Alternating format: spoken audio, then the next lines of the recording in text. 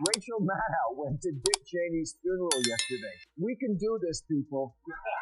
It's Thanksgiving. Do yourself a favor, get over yourself, and go have it with your family. If there's one thing we shouldn't have to say out loud in America, it's this: Thanksgiving should not be controversial. And yet, here we are. Somehow, a holiday built around food, family, and falling asleep on the couch has turned into yet another political battlefield. You almost have to laugh at how ridiculous it's gotten. But before we get too deep into the chaos, do me a quick favor.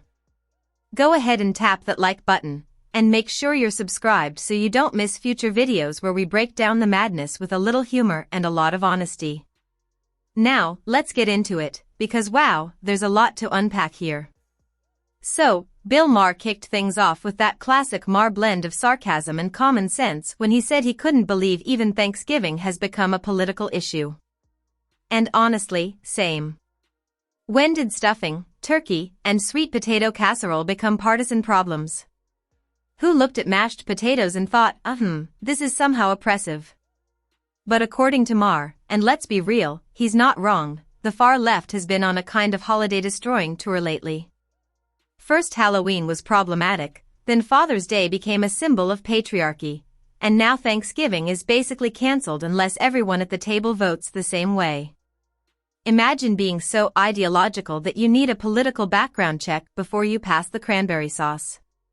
Maher points out something deeper, though, this idea that we've reached a point where people are literally cutting off family, not because of personal betrayal or some huge falling out, but because someone voted red instead of blue, or vice versa. How wild is that? We now live in a culture where politics has broken up more families than letting your spouse scroll through your phone. And honestly, he's not wrong. Happy Thanksgiving. I can't believe that even that now is a political issue. It is a real shame what's happened to this holiday. It used to be all about the good F's: food, friends, family, football, fun.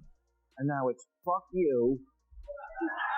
You're not even invited because you voted for the wrong person. I'm so tired of liberals ghosting half this country. Conservatives do it too, but not nearly as much. Look, whoever's doing it, it's got to stop, because we're at a point now where politics has broken up more families than letting your wife see your phone. This go no contact wave Maher talked about isn't just random internet drama. It's becoming an identity.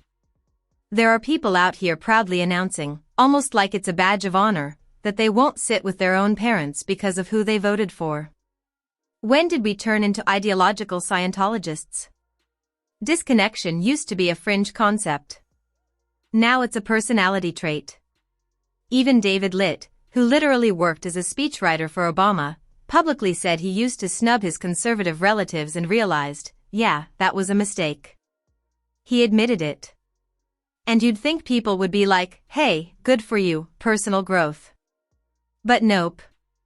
The woke wing basically tried to banish him for daring to suggest that maybe, just maybe, we shouldn't cut off half the country over political disagreements, because heaven forbid someone take a moment to reflect and try being a normal human again. Now on the liberal side, there's two camps now. The we need to keep talking to people wing, and the go no contact wing. That's what they call it now, go no contact. This belief that Trump voters, even if it's your own parents, are too deplorable for human contact and must be cut off. You know, like Scientologist group who suppresses people. A former speechwriter for Obama named David Litt wrote an op-ed this year called, "Is it time to stop snubbing your right-wing family?" where he admitted he'd had a change of heart and that was the wrong approach. So, of course, then the woke wing tried to banish him for breaking ranks on their policy of hating people who don't agree with you on everything. Because what fun is life if you're not cutting somebody off? Then there's Molly McNinney, Jimmy Kimmel's wife and head writer, who talked about losing relationships with relatives because she emailed them 10 reasons not to vote for Trump and they didn't listen. 10 whole reasons. But as Maher said, even if you had 100 reasons, an ultimatum isn't persuasion, it's pressure.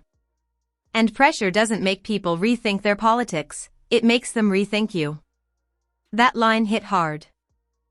Molly McNinney, Jimmy Kimmel's wife and head writer, went public on this topic recently, so I feel it's fair to comment respectfully in public.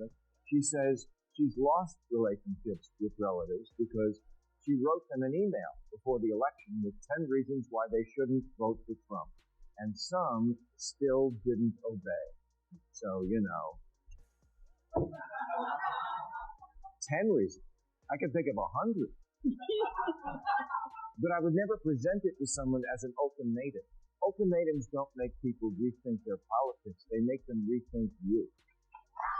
Because it's so true. And that's where all this gets interesting. The far left is painting Thanksgiving as this unbearable moral test, like sitting next to your uncle who watches Fox News is the same as dining with a war criminal. Newsflash, it's not that deep. Disagreeing with someone at the dinner table isn't oppression, it's called family. If anything, refusing to show up because someone supports the wrong candidate reveals more about your character than theirs. Thanksgiving is supposed to be a day to pause, breathe, and appreciate the good things, however small. But some people are so consumed by political resentment that they can't even pretend to be grateful for a single day.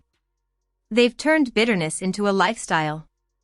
Maher joked that some liberals treat their values as code for "I'm the only one with a moral compass," and it's true.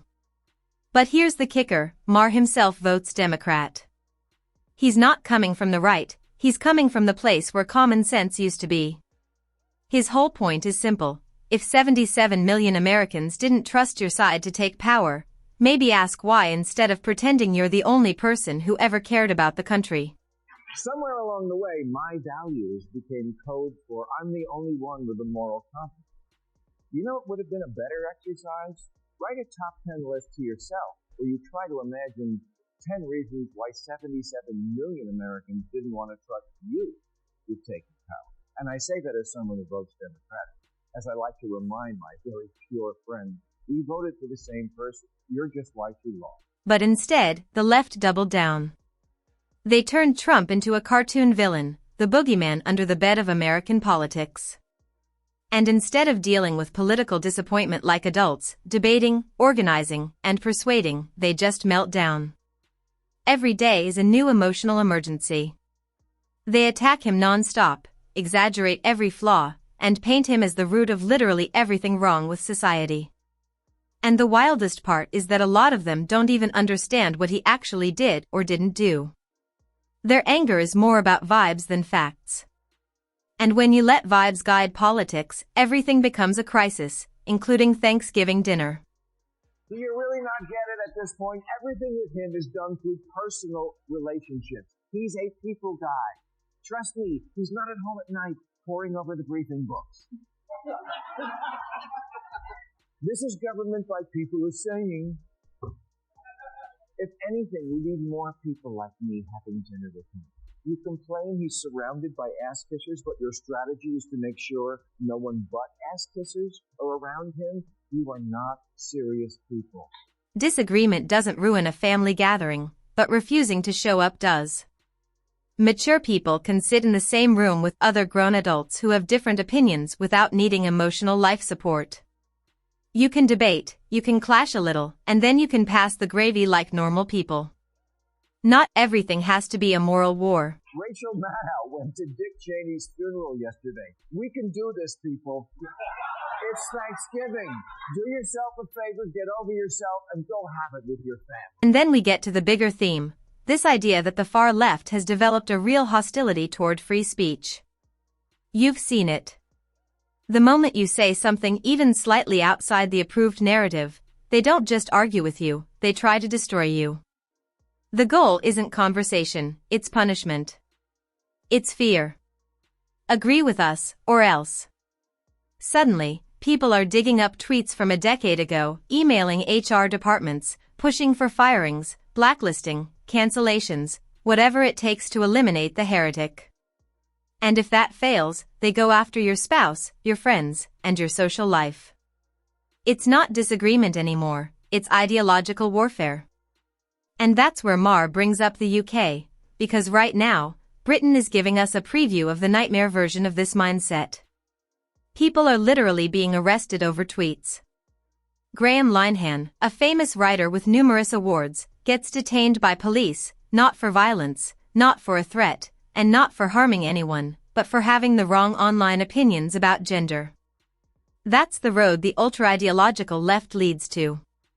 America, thankfully, isn't there. But you can see the seeds. But it also can't become what the UK is now, a place where you get arrested for tweets, something that happens 12,000 times a year now in Britain. Last week, the Irish sitcom writer Graham Linehan, who's won an Emmy and 5 BAFTA awards, got off a plane at Heathrow and got arrested by 5 British cops. Not because he was selling drones to the Houthis, just because he's a crank who spends way too much time online ranting about gender ideology, which is an odd obsession for a comedian from across the pond, because if men weren't allowed to dress as women, British comedy wouldn't exist. Maher basically says, listen, you can't defend silencing people. Even Lisa Cook, the Fed board member, tried to get a professor fired for not being enthusiastic enough about MLK Day. Not insulting, not hateful, just insufficiently enthusiastic. That's where we are. It's not enough to agree. You have to agree correctly, loudly, with passion, and using approved phrasing. If that's not ideological control, what is? Don't be a hypocrite and defend attacks on speech from the left, because you either get the concept or you don't. And sadly, a lot of people don't anymore.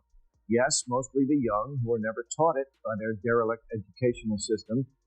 But also Lisa Cook. She's the Fed board member Trump is trying to fire for bullshit reasons, and they are bullshit.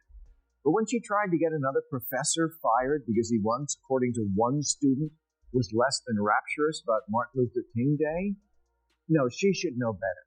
She said free speech should have its limits. Yes, it should, and does. And this comes nowhere close to them. And then Maher quotes Ricky Gervais, who said it best, if you don't believe in someone's right to say things you personally find offensive, then you don't actually believe in free speech. Free speech that only protects what you like isn't free speech, it's censorship dressed up as virtue.